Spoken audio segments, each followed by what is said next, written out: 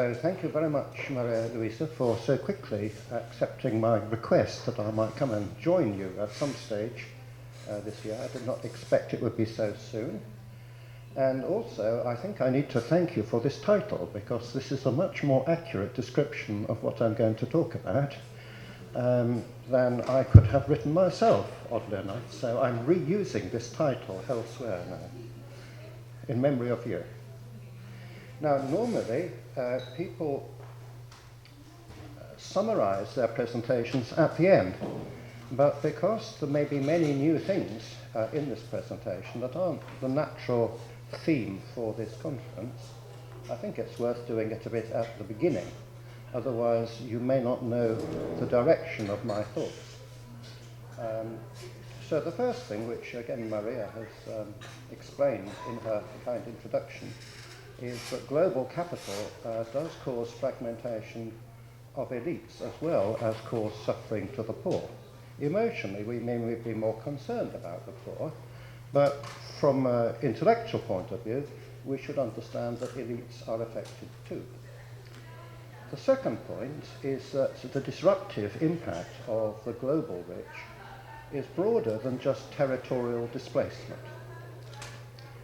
The third, which follows from the second, is the challenge of the new global rich to the established symbols whereby traditional elites understand themselves to be privileged and superior to other people.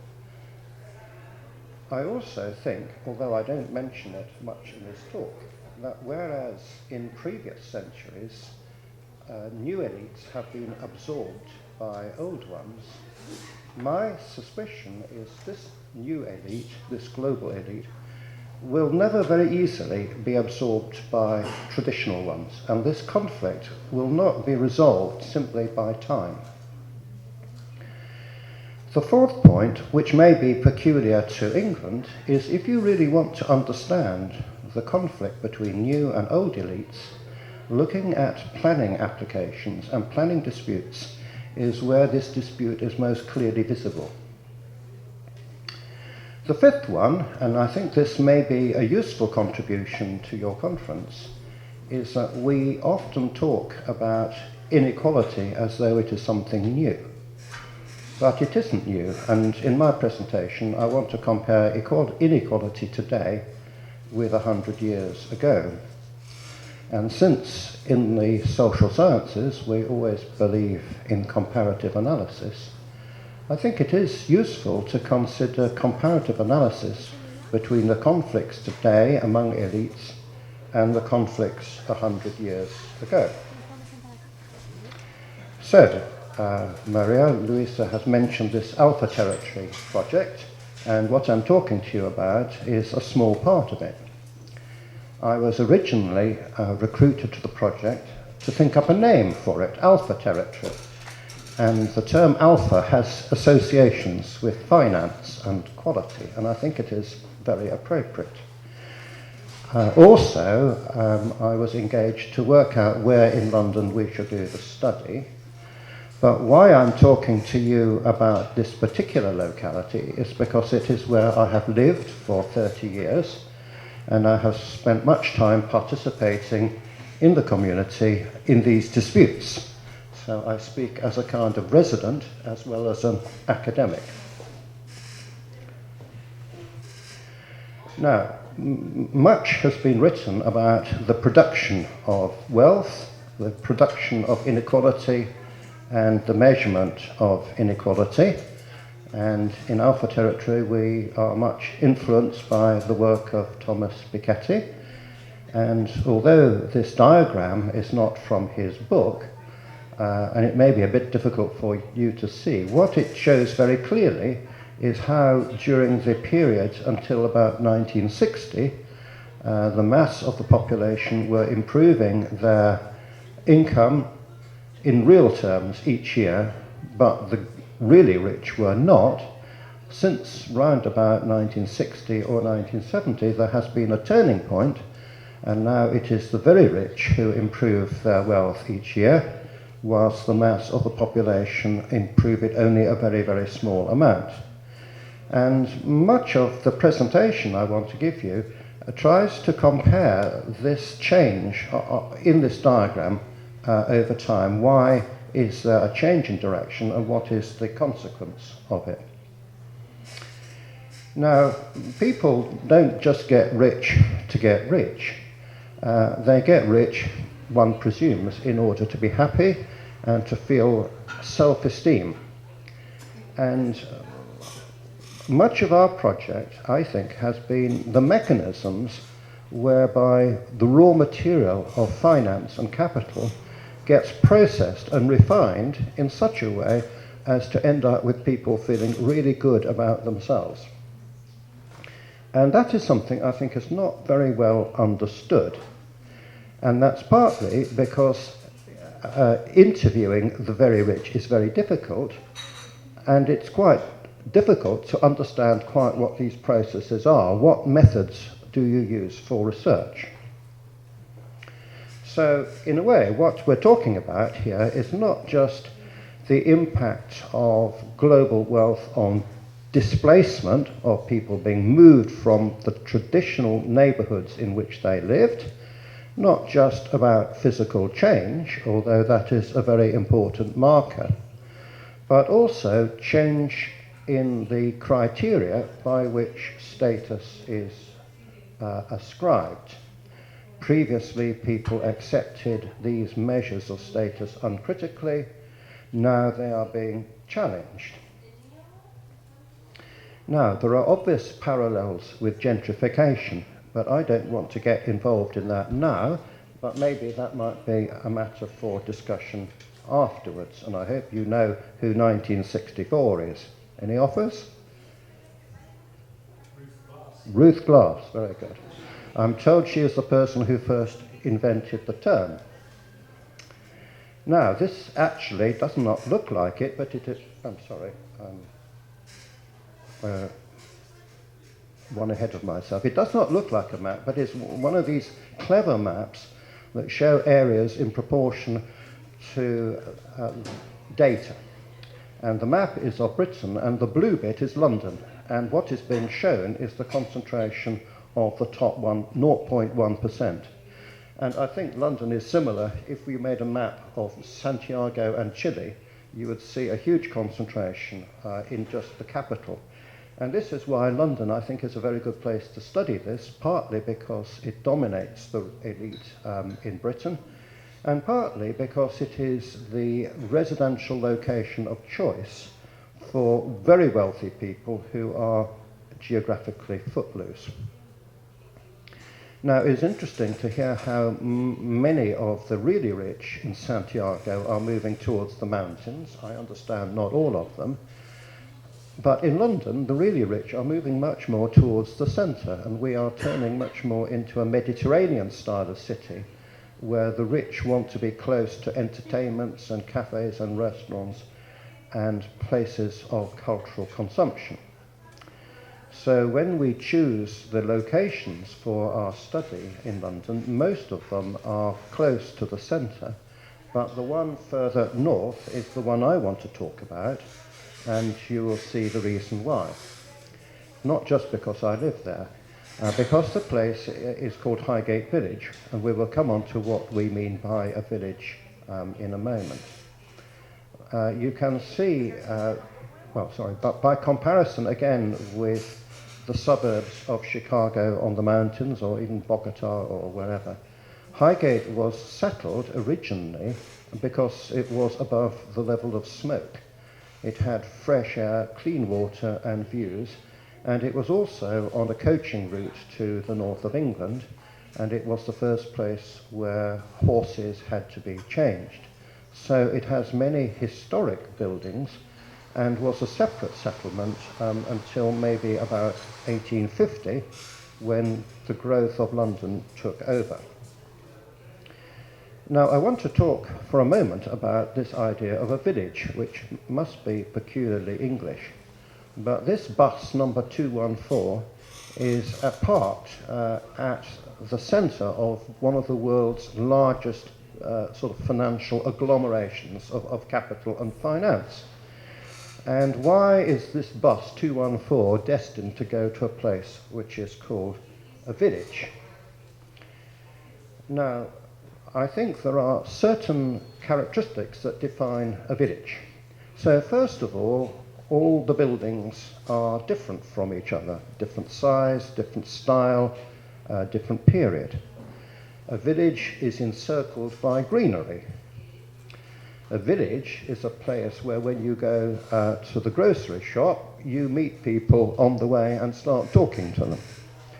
And a village is a place which has locations of conviviality, which may be privately owned, like a pub, or collectively owned, like a village square. So that, in a way, means that although this place is called a village, this is not pretentious, it does have these characteristics. And if we look at survey data for places that are, as it were, villages, we find they have the highest indices of social inclusiveness. So these are places of cohesion, of low crime. People like living there. They attend church. They go to local institutions. And they buy antiques, or at least they used to until lately, and visit historic houses. And they like gardens. And they have dogs, but not just dogs, they have big dogs, which consume a lot of dog food. So why do I mention these things? Because although we could have looked at other case study areas where global finance is displacing the traditional elite, in a village with these characteristics, the conflict is much greater. And I think the conflict is more evident because the newcomers are not really buying into this concept of a village. Now, what I also want to suggest to you is that the concept of an alpha territory in a big city is not, at least in Europe, something which is sort of modern or novel. So this shop you can see, you probably cannot see it in detail, but on the left it says established in 1767. And the owners believe they are the oldest firm of estate agents in Europe that are continuously in operation. And when you go inside, you would believe that. So, in a way, what is interesting about a historical village in a big city is that because it was not all developed at one time, we have different fragments of alpha territory which occupy different types of housing which have been built at different periods and for different reasons. So if we look at picture number 1, we see the earliest form of alpha territory of big houses built by successful merchants who would commute into the city on a daily basis. Now, in the 19th century, with the arrival of railways, you have high density but quite large houses, speculatively built, but attracting professionals and self-employed people. And today, this type of neighborhood or type of housing is particularly attractive to people who are knowledge workers, to people in journalism, in people in television, not people working in management or in big companies, but people with particularly skills in understanding the diversity of the world. And when we look at the degrees which people in these sorts of areas have, we see a very high proportion of people with arts and social science degrees, not with engineering. We find a very high proportion of women graduates. We find a very high proportion of women in caring professions. We find a surprising level of gender equality compared with new areas on the periphery of London where you have managers in large companies. The third picture is another type of neighbourhood within this settlement of individual villas, and this one reminds me of some I went past in Providencia, which recreate old styles, This is a Gothic medieval style built in 1870. And then finally below we have some huge mansions of the plutocrats from around about 1880 to 1900. So there's some quite interesting variety. And the largest of these houses, of the plutocrats, many of them now are owned by Russians. So this particular one is called Wittenhurst, and if you look at the diagram, you might think it was a hotel. It has 28 bedrooms, parking for 28 cars. It has a lift that takes the cars from the street down to the car parking. It has a gymnasium, a media room. It has a 100-meter swimming pool. It is much better equipped than most hotels, I should think. And this is owned by a Russian. And he spent £50 million to buy it, and he spent another £50 million to restore it, and he hoped it would be finished by the London Olympics, but he will be lucky if it's finished by the Rio Olympics. Now, if we look at the characteristics of these new owners and the new houses that are being built, the word that keeps coming to my mind, which is not necessarily an easy one to know because people don't use it, they use it about apples mostly, but these people do not like blemishes. It's not they don't like them, they are intolerant. They refuse to have anything that is worn, torn, old, not in perfect condition. And the reason I put the little picture on the right is the chauffeur here is spending his time cleaning the wheels of his BMW car, and it is spotless. And this demand for things to be in perfect feel and appearance applies not just to objects, but to wives and husbands and their clothes and their children. And the wives have to have the right shape and the right coloured hair.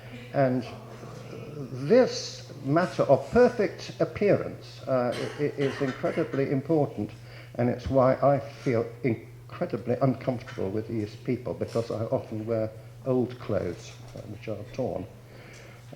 It is just a totally alien culture for me and for many others of the people I know who live in our neighbourhood.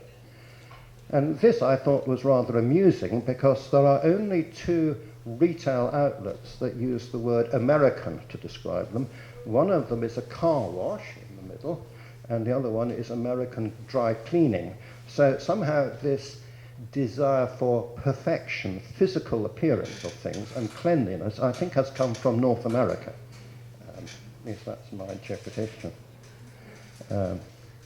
So if we look at the characteristics of the local associations that have developed historically over the years, and the campaigns of members of those associations to influence planning decisions, if we look in detail at the thousands and thousands of words that are discussed about these newcomers, my feeling is there are 3 points of particular conflict which recur over and over again.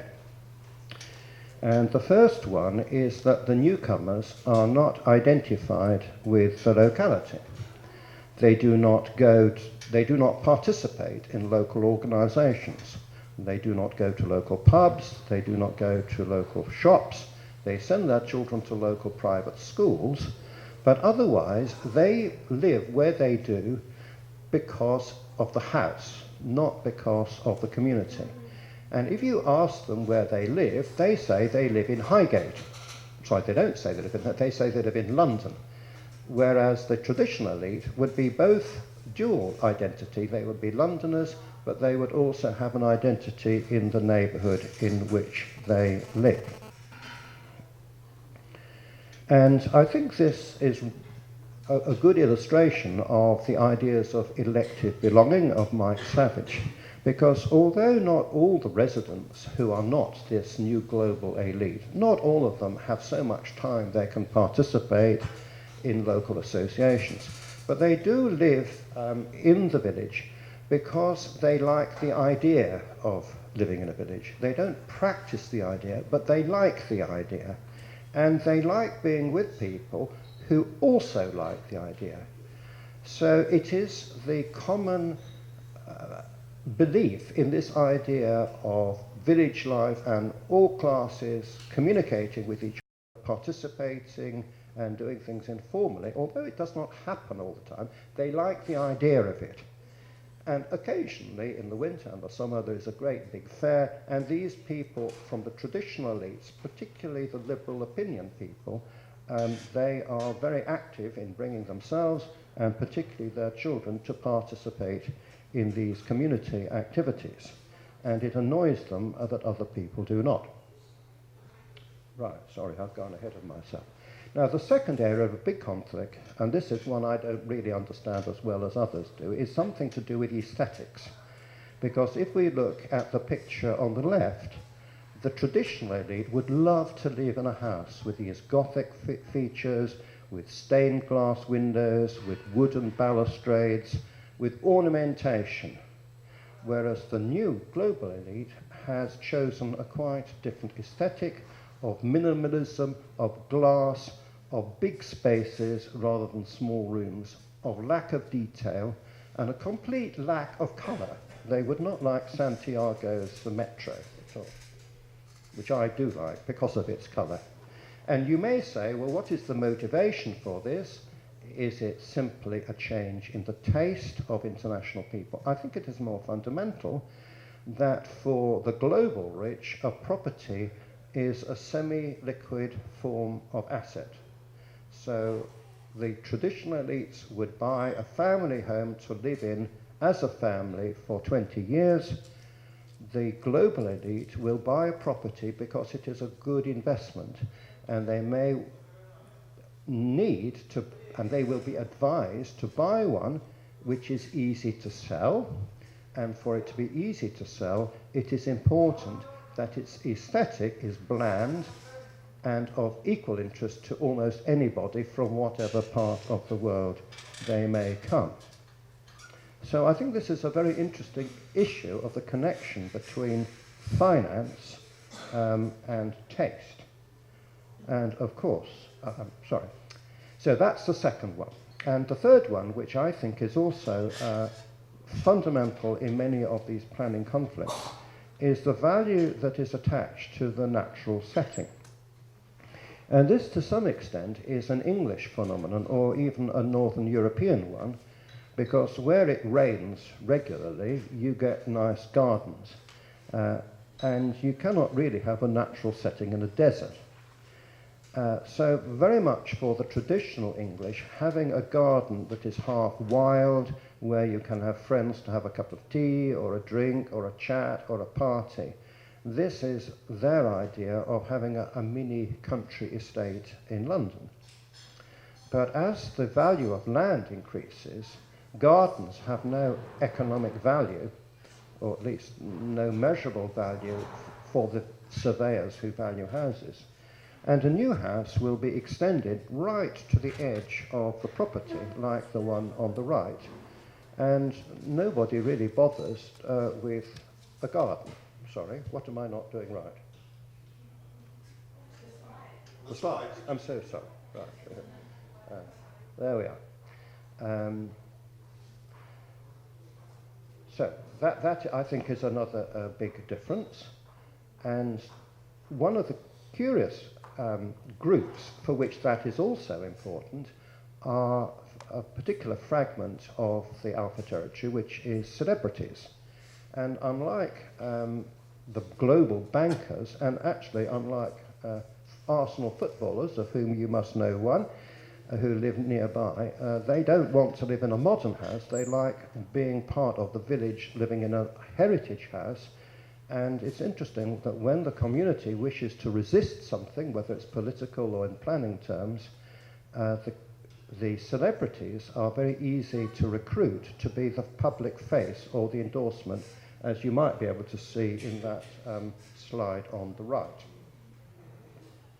So I think in these ways, we are beginning to appreciate the wisdom of what Bourdieu explained to us, that money and taste do, at the top end of the elite spectrum, conflict with each other. And of course, taste is not something that money can buy quickly. Now, from time to time, I've mentioned planning appeals and planning disputes, and the local newspaper, probably the biggest single topic of interest is these planning disputes.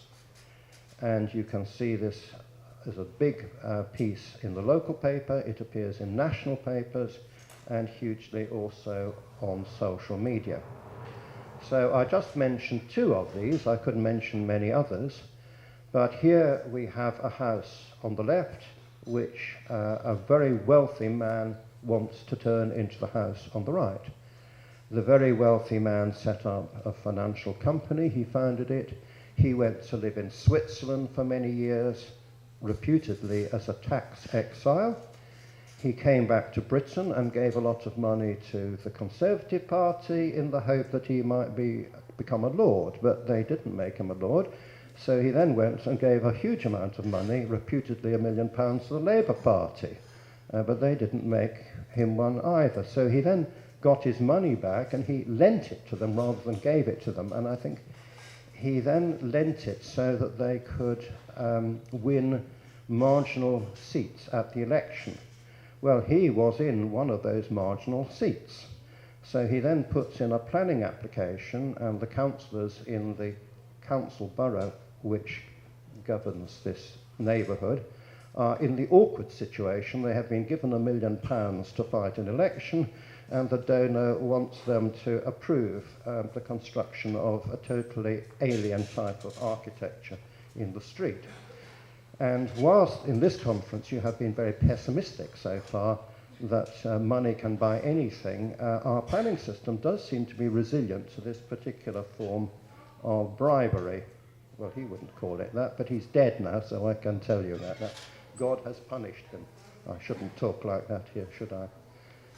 Another one, Athlone House. One of the curious things is that we have a local archive, and if you want to know all about the owners of this house in 1900, you have a whole box of photographs and letters and stuff. If you want to know who owns the house in order to rebuild it, we know nothing about the owner at all. And it is extraordinary that if I wish to open a bank account, I have to supply so much information about myself to make sure that I'm not engaged in money laundering. But a person can set up a company which can buy a property and ask for planning permission, and nobody knows who the owner is. And recently there has been much coverage in the London press about the extent to which these trophy properties are the vehicle for money laundering. And I suspect there's a huge, not so much corruption, but the system is totally corrupt in the sense that there is no controls whatsoever on huge amounts of financial transfers for money laundering, but poor and ordinary people like me are pestered by bureaucrats to verify our integrity. Now, what I'd like to do now, if I may, is to come back a bit to the ideas of Piketty. And this particular chart on the right we find very influential, and it harks back a bit to the picture we saw earlier of how today levels of inequality are more or less similar to what they were when these great large houses on the edge of Highgate were built. Now, my view from having read a good book in the last week is that these levels of equality are somewhat similar to what happened in Roman times, and much of what we've been talking about actually was a problem in those times too, but unfortunately we can't do comparative studies with them. I wish we could. But why I think Piketty is interesting is that if we take these very large houses that were built by rich industrialists around about 1900, who lived with many servants and had a big influence both locally and nationally, by the 1920s, there had been an assumption that this lifestyle would end sooner or later. There were death duties, there was income tax, there was the Great War, there was inflation. You could not hire servants because they didn't want to work for you, they were too expensive. All of these changes induced a kind of pessimism that people thought that the world of the big house and the really rich person would disappear. And I was brought up in university on the assumption that modernity would involve the progression of this change for the rest of it, at least my life and my children's life.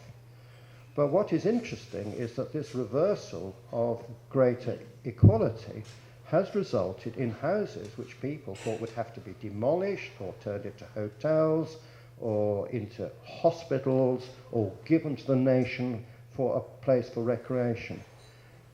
Quite unexpectedly, these houses again become places where really rich people could imagine living. And this is the cause of the dispute, because the money which bought these houses originally was money from manufacturing. It may not have been in London, it might have been in the north of England, but at least the money was British.